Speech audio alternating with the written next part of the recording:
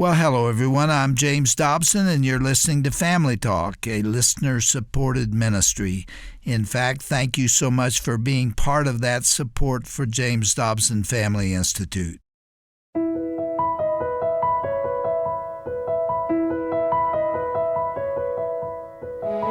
Welcome to Family Talk. I'm Roger Marsh. Today's topic and the subject of our program for the next 3 days is something that affects millions of families and tears at the fabric of our society and costs us thousands of lives, not to mention pain, suffering, and torment. I'm talking about alcohol abuse and the disease of alcoholism. Dr. Dobson has written about this subject before and has spoken about the toll this disease has taken across generations of American families. And you know who suffers the most in these situations? Oftentimes, it's the children of alcoholics. You know, there are many consequences of alcohol abuse, especially for the children of a parent who is battling addiction. According to the National Institute of Alcohol Abuse and Alcoholism, right now there are currently 7.5 million children in America, ages 17 and younger, who live with a parent who is abusing alcohol. That is nearly 1 in 10 children. I know alcoholism has been prevalent in many generations in my family, and I'm sure there are many listening right now who realize that alcohol does reach almost every family in America. Now, over the next 3 days here on Family Talk, you're going to hear some gritty and raw stories from a panel of people who grew up in homes with a parent or both parents who were alcoholics. This brave group of men and women will share their stories and how they are still dealing with the trauma and the aftermath caused by the destruction that alcohol brought to their family units. We'll also hear how emotionally scarring having an alcoholic parent can be for a child. Now, this is a sensitive, emotional, and powerful subject. I know it's going to resonate with many in our listening family. But here at the Dr. James Dobson Family Institute, our prayer is that you will find hope and encouragement from their stories. Now, we're going to hear from panelists that will be addressed by name by Dr. Dobson. All but one of them choose to remain anonymous, so those names, of course, will be names that we've given to them for the purpose of these broadcasts. I also want to remind parents that the content you're about to hear is intended for mature audiences, so parental discretion is definitely advised. Okay, let's join the panel right now, along with our own Dr. James Dobson, for this special edition of Family Talk.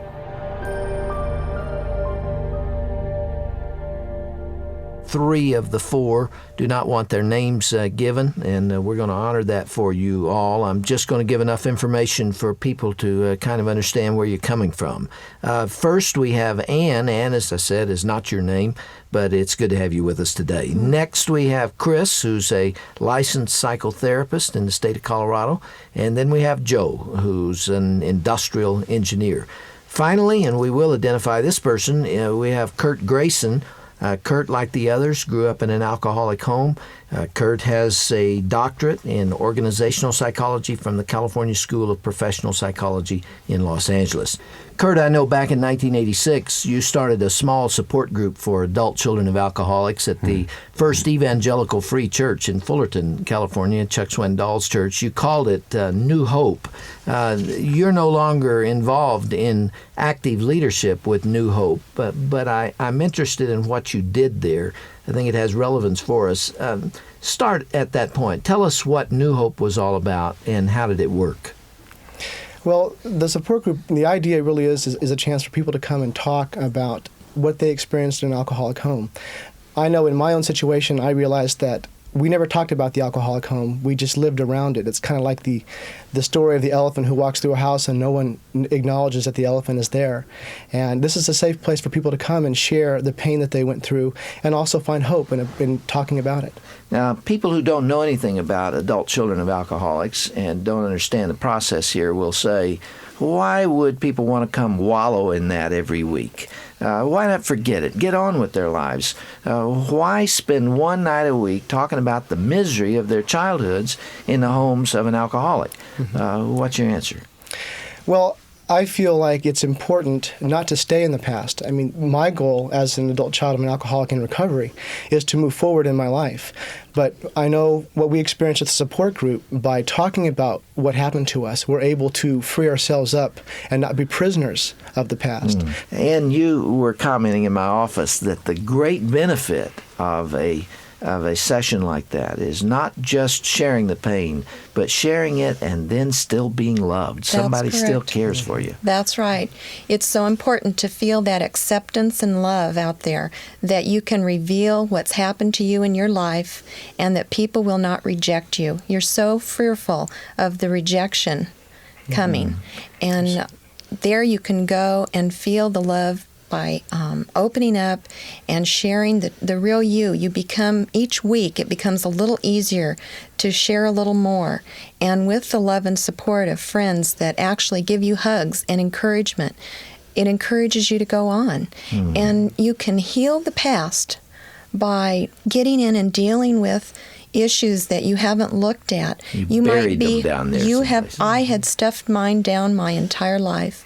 I had not dealt with feelings because it was too painful to deal with feelings. I didn't know what a feeling was. I suppressed everything, including anger. I think that's one of the things that comes out. And it's okay to express anger. It's okay to say, I was angry. You know, anger comes out of hurt, out of being hurt deeply. In that kind of Christian environment where people meet with that common understanding of the love of Christ, in that atmosphere of openness, allows the healing to occur, doesn't it? That's right. Well, all four of you have gone through some of the same trauma. Let me just throw it open to the group and talk to us about what it's like to grow up in the home of an alcoholic, or in some cases, two alcoholics, mother and father. What is that experience like? We're talking to people right now who know already the answer to that because they have experienced it. There are others who have no idea. Explain for that second group. I think the main thing for me is the fear, the absolute scariness of being a little child and not having parents around, and knowing, even though you don't have the words to describe it, knowing that there's no one in control except yourself. And then, so how do you deal with certain things? And one of the ways that I dealt with things is I hid. I actually had a little favorite closet that I would go in while my parents were verbally arguing. My father had been heavily drinking, and that was the safest place I knew, underneath my bed or in my closet. My best friend was the Cocker Spaniel. You know. What were you thinking in that closet, Chris? What was going on in there? Stop it, please stop it, it's too noisy. When it gets noisy, it gets dangerous. And I couldn't say that when I was age 2 or age 3, but something bad is going to happen. Something really bad is going to happen. And in my family, unfortunately, it got pretty violent. People got hit. I got hit. And you remember that very clearly today from age 2 or 3? It's interesting you would say that. I repressed so many of these memories until about 7 years ago. And then when I became a Christian and asked the Lord to mold me and make me into His image, these memories started to occur. And I did not know that incest and physical abuse was part of my history. My goodness. Joe, do you remember your childhood? Sure do. There's something that's real important, I think, to say. Before I got into recovery, I didn't remember my childhood. People would say, well, what was childhood like? And I'd think, and I'd say, well, previous to about 13, 12 years old, I didn't recall. But what it was like was very violent. My parents both were alcoholics. My experience was, for instance, coming home from school when I was a kid, I didn't know whether my mother was going to be drunk or not. And when she got drunk, she was usually violent. If she wasn't drunk, she was a real nice lady. So there was a lot of different messages going on, a lot of confusing things. Now, if my mother wasn't loaded that particular evening, things went okay. My dad came home. He didn't typically drink at work nor after. However, if my mother did drink during the day, I came home. The house was in a terror. My dad came home. He was absolutely angry. They got in fights. They beat one another up. What is that like for a little boy to see his mother get beat up by his dad? I can remember trying to get in between them when I was little and getting myself kicked around. It does desperate things, desperate, deep down things to one's own soul. Did you seek to hide like Chris did What would you do when your parents were in a brawl? I sometimes I got in the middle of it. I was a real acting out type person. And oftentimes they put myself and my three sisters to bed. We got out of the way when we were smaller. When I was in my teenage years, I finally got to the point where I could stop them. I was strong enough to stop them, and I tried to make some peace there. So this went on year after year after year? Oh, sure. Mm-hmm. Sure. 20 years. It goes on now as we speak. They live in my head. Mm-hmm. Well, I am an alcoholic. Yes. One of the reasons Joe used that term is he is a recovering alcoholic. In fact, 70% of the children of alcoholics become alcoholics. That's true. That's the figure. Correct. Isn't that amazing? That's 70%. And also, if you grow up in an alcoholic home, you're 4 times more likely to become an alcoholic yourself, or to go on and marry an alcoholic. That's the amazing statistic, that you've seen all this tragedy and you turn around and link yourself to somebody who's going to perpetuate it in your adult life. But there's another very important thing here, Dr. Dobson.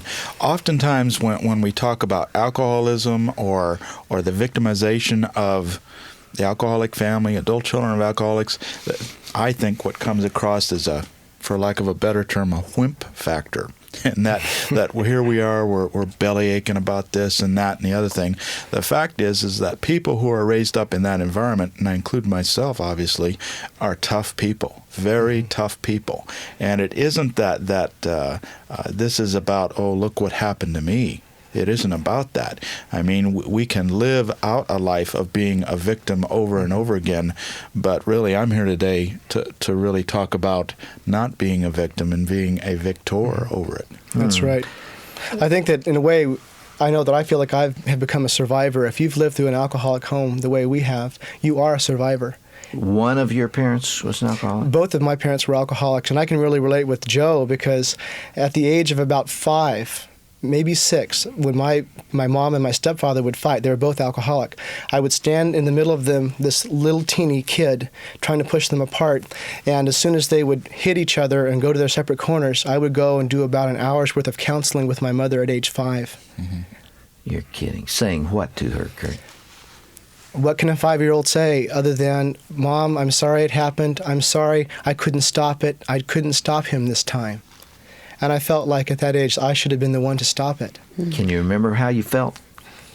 Certainly I felt confused. Certainly I felt panicked. I remember that. I've lost a lot of my memory, as Joe said, but the things that I do remember are some of the most traumatic things. And as I've started to deal with my recovery as an adult child of an alcoholic, many memories have come back. Not memories that I've wanted to come back, but I've been able to get a feeling for the healing as I've gone through that. Especially to me, I remember the feeling of comforting my mother, comforting my stepfather, saying, it's okay, I wish you wouldn't fight, but I understand that you did, and I'm sorry, it's my fault. Now, several of you have already made reference to the fact that you couldn't remember a lot about your childhood, at least until you began to recover from some of those experiences. My wife Shirley went through the same thing. I mentioned to you all in my office a minute ago that Shirley and I went together day and night for a year before I knew that this was her childhood. I mean, something so significant to her past, she could not tell me, even though we were very close and obviously heading toward marriage, she could not reveal it to me. And I remember one night we were sitting out talking together, and she said, there's something I have to tell you. And I thought, my goodness, what in the world? And it was this big, heavy thing. And then she told me about her childhood as though somehow this was a dark blot, a secret, some kind of something that would make me not love her anymore. It didn't have anything to do with my love for her. This is something her father perpetrated, and yet she saw it as a great handicap, a great blot on her worthiness, and that's rather typical, isn't it? Of course. Did you all feel that way? Yeah, You feel so. somehow depreciated in value because of what you'd gone through? I think it's the shame of having a parent as an alcoholic. I also think as a child feeling responsible. I know there were many, many times I thought, if I could just do this, then Daddy wouldn't drink so much. And one specific incident was I was in the 4th grade, and my first marking period I happened to get straight A's. And I thought my father's drinking was a little less. So I decided if I went through the whole 4th grade with straight A's, maybe by the end of 4th grade he'd stop drinking. Well, I got all those straight A's. He didn't stop drinking. It got worse. But it's that feeling of being responsible. And if I could find the magic key to make everything okay, it'll be okay. You're nodding, Curt. Is that familiar territory? Well, I took it the other way. Instead of being a good kid, I caused problems in school. I decided my goal in life was to get D's and F's in 2nd and 3rd grade. And I proved to my family, that was about the time that my parents were going through a divorce, and my mother actually married my stepfather. And then the drinking got a lot worse. And I remember trying hard to get D's and F's and not knowing why I was doing it. Is it clear to you now? I think I understand a little better that I was basically asking for a cry for help. I was saying, Mom and Dad, I'm unhappy. I don't like what's going on, and I'm going to show you that I need to get noticed. Earlier you talked about seeking out those same kind of personalities in future relationships, such as if we don't become alcoholics ourselves, we tend to marry those and get in relationships, and I did that. And what I've learned in recovery is that subconsciously we seek out to recreate the situation that we lived with as a child in trying to fix it. You want to go back and relive it and make it all better, make it right. So there's that responsibility again as that child trying to take and fix it all for everyone. Summarize the feelings for me. It's feeling rejected, unloved, unlovable, Lonely. Lonely? Is that Lonely. one of the common characteristics Isolation. for you? Afraid. Fear. Great deal of fear. It's feeling as if there was something I could do. If there's a magic answer. There's something, if I could find that, then Mommy and Daddy will be better. And I also think that a big feeling with me was confusion, because I had good daddy and bad daddy. I mean, I would have daddy who would be so drunk that I believe that he was in a blackout, and he would do atrocious things to me, to my mom, to my siblings. And then on another day, he would make us the most fantastic kites, better than you could buy in any store, and he'd teach us how to build rubber band guns. I mean, he would be this wonderful, I have wonderful memories of my father. And that, as a kid, you want to hold on to, and you tend to deny the other. And the other happens, but what do you do with that? And at any moment, is it good daddy or bad daddy? Who's going to come into my room? Yeah. It's really confusing. And what was your childhood like? We haven't heard the details of that yet. You know, as Joe mentioned earlier, I don't recall a lot of things in my childhood. I think that having been married to an alcoholic, I've mostly dealt with the issues today, and I'm just now getting into the ACA and dealing with some of the childhood issues that I know are there and that I need to work on. I do have a memory that I think will help people understand a little about Christmas. In therapy several years ago, I found myself doing a lot of crying, waking up in the morning in tears and not knowing why I was crying. And as the therapist began to ask me to look into my childhood and remember what Christmas was like at my house as a child, all the pain came back. The pain that I had stuffed down and never looked at and never thought about all came out. And what it was like was I was an only child.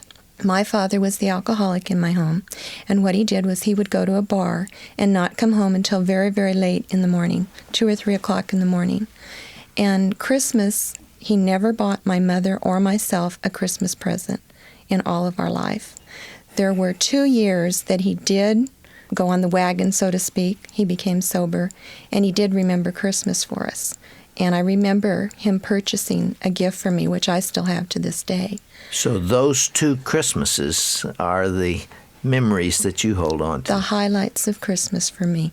The other ones were Mother and I were alone. Our relatives are in the East Coast, so Mother and I were alone, and Mother tried to make Christmas something, special for me, but I would wake up early in the morning, and I would go and waken my mother, and it would be Mother and I, and we would open the few little gifts we had, and then the rest of the day was just like any other day of the year. There was no family, there was no fun, there was no laughter, there was no joy, there was no meal shared. Dad was drunk in bed, passed out cold. He didn't even know Christmas existed. It's similarly for the others of you? Yeah, I can remember when Christmas Eve, that vision that came to me as myself and my 3 sisters, we lived back east. It was snowing usually at Christmas time, and we'd be looking out the window, looking for the car coming up the road. My parents were usually out drinking, and they usually got home real late on Christmas Eve, and my older sister and I, we decorated the tree. For my little sister, we became the parents, and we had our own little Christmas, but it was always, it just never was quite there. We always yearned to have a nice Christmas, and occasionally we did have a nice Christmas, which was real nice, because my parents weren't bad people. Don't get me wrong, they were good people, but they were sick. Mm-hmm. Mm-hmm.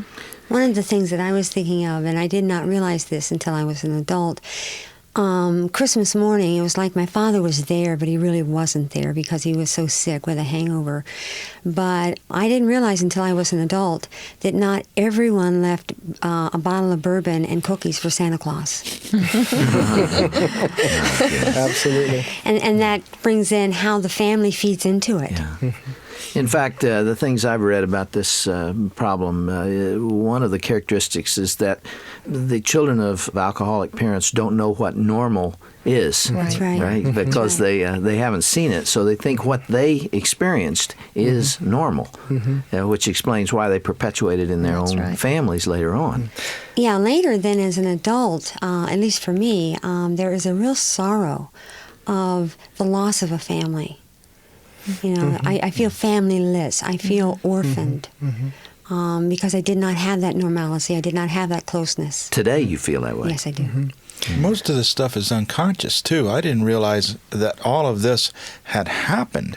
My unconscious, I guess, realized it because I was acting out all over the place, and I eventually became an alcoholic, which I see as a response to some of this. But it wasn't like I woke up at 21 years old and said, hey, let's have a messed up life. It wasn't like that. I just kept struggling. I would like to just continue, Curt. I want to go back to something you said just before we went on the air, that when you start talking about this subject, the people who are hearing it, the listeners who have been there, are predictably going to feel certain things. We have an obligation to speak to those. We're not only informing those today who don't know anything about this subject, but we're talking to those who are experiencing it now or have been through it as a child. What are they likely to have felt in this last half hour?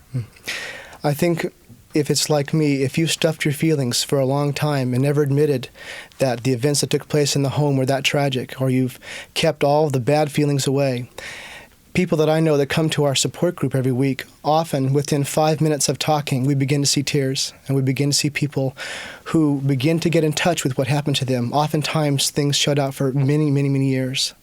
And so I would like to say to the listeners, if you're feeling some pain or feeling some depression or some things that are you're remembering in your life, it's very normal. As a matter of fact, it's healthy, and part of recovery is to begin to get in touch with these feelings. And that's part of why we're here today. Well, Curt, Ann, Chris, and Joe, thanks for participating today, and stay right where you are. We'll just continue talking.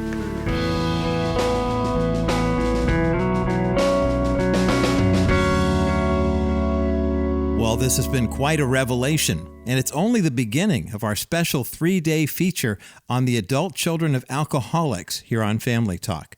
It features Dr. James Dobson in a classic conversation with a special panel of guests, brave men and women who are still seeking understanding, reconciliation, and healing after years of pain and the scars brought by having a parent or parents who are alcoholics.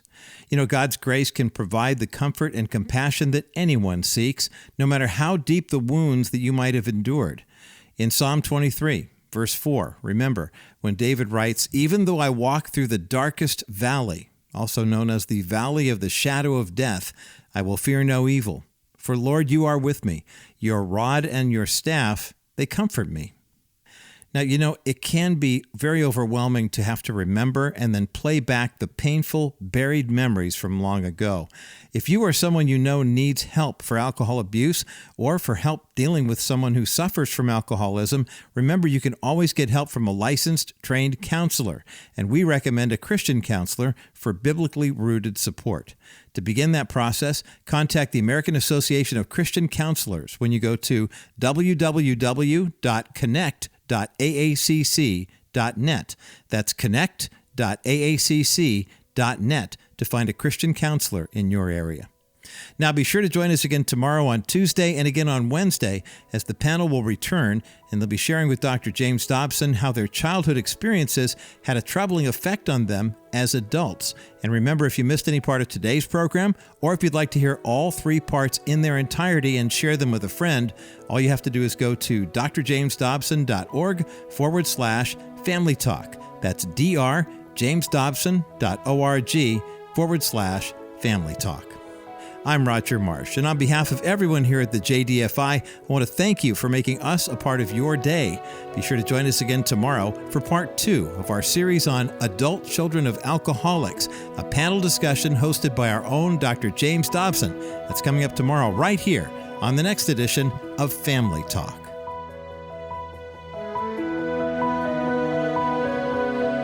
This has been a presentation of the Dr. James Dobson Family Institute.